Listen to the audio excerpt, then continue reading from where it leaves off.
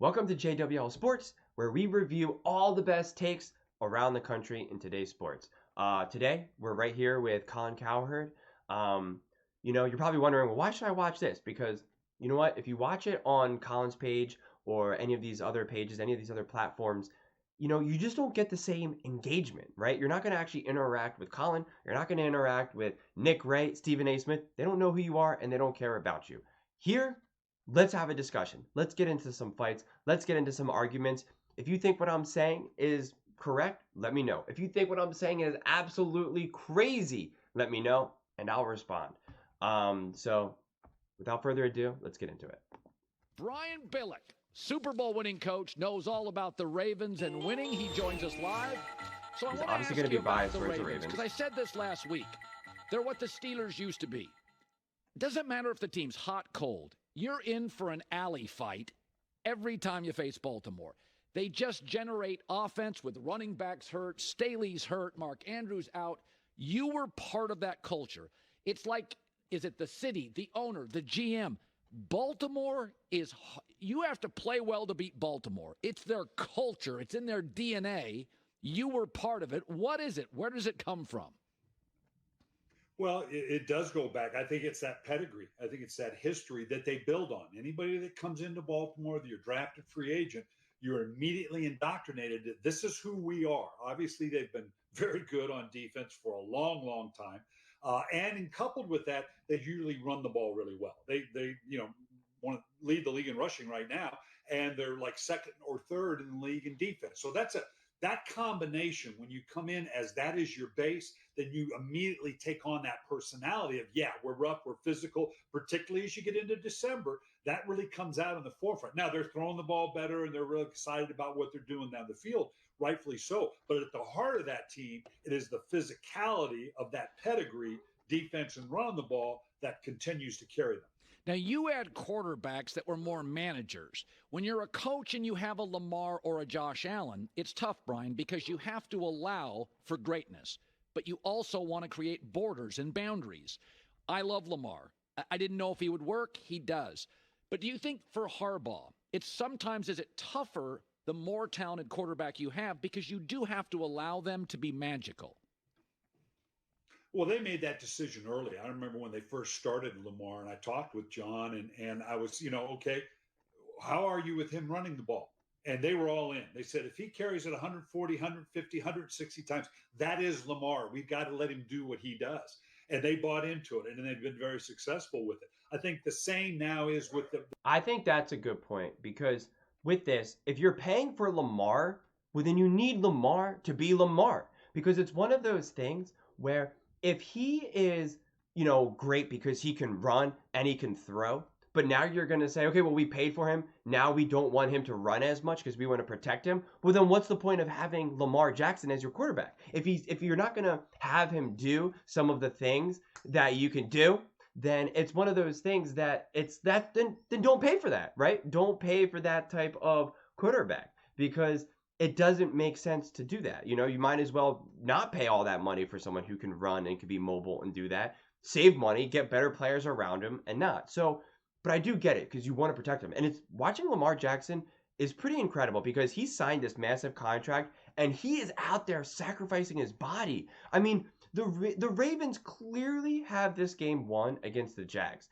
And honestly, I think they need to pull back Lamar Jackson in this situation because there was like 5 or 6 different times that Lamar Jackson could have gotten concussed, could have, tore a meniscus, an ACL. Like it's kind of crazy. So I would think that there needs to be kind of more of a balance in that regard because because you want to protect him. You're going into the playoffs. The Ravens have just clinched the playoffs. You want him to be as healthy as possible. And then come time playoffs, just go, all out. But in a 23-7 win where the Jaguars never really had a chance, I would say you want to make sure that the Ravens, are protecting, Lamar Jackson, but also still allowing him to be, who he is.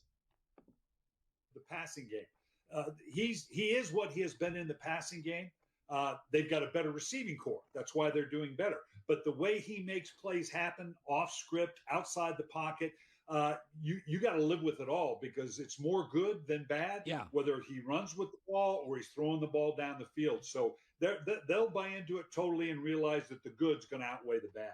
There's an old saying: if you run the ball and play defense, that travels. Well, maybe that's the reason Dallas is so wildly inconsistent. I don't think I've ever seen a team. It's almost collegiate. They're terrible at times on the road, and they're devastating at home. How do you explain it? Well, because you're focused so much on the offensive side and what they're doing. I think the other night, running the ball travels well. Playing good run defense travels well. And they gave up just they could not stop the running game. At no point did you have the feeling that Dallas could say, okay, I mean, you can stop anything you want in the NFL if you want to commit the resources to it. The question is, what price do you pay? I can stop the run. I guarantee you, I can put 11 guys up in the line of scrimmage and you're not going to run. Now, you're going to go bombs way throwing it down the field. There's nothing they could do to stop Buffalo running the ball. And that, to me, that's the bigger concern because good run defense travels well, particularly as you get into the playoffs and that equation kind of comes up. Right now, I'd be more concerned about their run defense than I am Dak's inability. That's such an amazing point. And think about who the Cowboys have to play in the playoffs. All teams that have elite running backs, except for maybe the Eagles, who, Swift is a good running back and can be elite, but he's not obviously Christian McCaffrey. And so Detroit has an amazing running back. The 49ers, amazing running back. The Eagles, when they actually want to commit to the run game, can be really, can be elite. They're just not elite every single game. So that's really hard for the Cowboys moving forward, because they're pretty much all but guaranteed to face a team with legit run game, and they're going to be on the road. So, and that means their run defense on the road is not going to be good. So, that's trouble for the Cowboys. Ability to put up points on the road. Yeah, when you got to catch up, it's tougher. I get that. And that's not to say that that's not real, that they've got to perform better on the road. But the biggest thing the other night that jumped out at me is you better learn to stop the run before you do anything else. We were talking about, I've never thought Sean Payton and Russell Wilson's personalities would fit. That's okay. You don't have to be buddies. Belichick and Brady didn't have dinner in 20 years. But when it comes out to the forefront, it's on TV, it's combative. Go to your history. I kind of get it. It's an ego position. You have things you want. They have things they deliver on or don't. Does this stuff happen more than guys like me think? Does it happen a lot, but we just generally don't see it? Well, you don't generally see it. I mean, this is one of those things. I mean, you ever yell at your wife, Colin? You ever do it in public? That's a different combination there. I think the difference here, it's the fact Russell's dealing with the head coach and the play caller. He hasn't had to do that before. In Seattle, Pete was the head coach, the defensive side. He could have all these flare-ups he wanted with his offensive coordinators doing what you should do or shouldn't do, or I want to do this. Russell also thinks of himself kind of LeBron James-ish, like I have that kind of stature. Well, not with Sean Payton, you don't. And the fact that Sean is also the play caller and the designer of the offense, that kind of Russell Wilson is not LeBron James. Let's be serious here. He can think that all he wants, and he would be very wrong.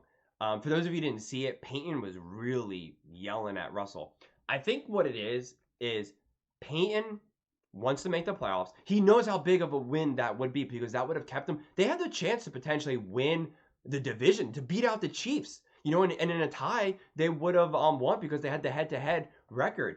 Now with the loss against the Lions, that chance is pretty much gone. The Chiefs would have to go on an absolute losing streak, and the Broncos would have to just continue to win. And that's unlikely.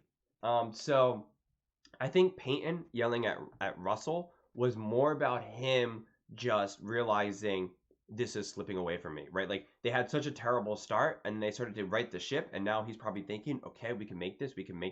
But Sean Payton has a reputation as being an elite coach who makes the playoffs every single year, who always has a chance to win the Super Bowl. It's always a chance. He's elite. Well, things like this, count against his record, right? Count against him being considered as elite. If he can't win with Russell Wilson, or if he can't win with anyone but Drew Brees, well, then it's like, well, then how good is, Sean Payton? So I think in those moments, Sean Payton also feels like he's looking bad. And so now he's taking it out on Russell Wilson, understandably so. But when you're on the sideline like that, I think that's a tough situation to be yelling at your player, especially who's supposed to be the leader of your team.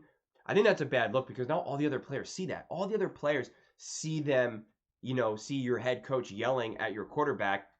You don't, if you're on the offense, you don't really feel too good about that. And if you're on the defense, you don't really feel too good about that. If you're the other coaches, you don't, it's just a precedent that's being set. So it's not a good look, honestly. Obviously it can happen, but not a great look, which is, what Brian is saying here pretty much. Kind of volatility. I mean, one of the things that you look back and obviously with him and Drew Brees, they were just attached at the hip. They had a bromance going from day one. They saw it the same way. They communicated that way. That's obviously not the case with Russell, and him burn up at Russell, even if it's justified and on the sideline, you can dismiss it. I don't think that's going to sit well with Russell. So this is going to be an interesting one. It's not going to sit well with anyone, and that's the thing. Russell, though, it doesn't matter what he thinks because he's got no power anymore. He's got zero power. Zero power. I don't think he's even going to be with the Broncos next season. But what do you all think? Let me know in the comments below. Please don't forget to like, share, and subscribe. Please, let's build something special here, and see you next time.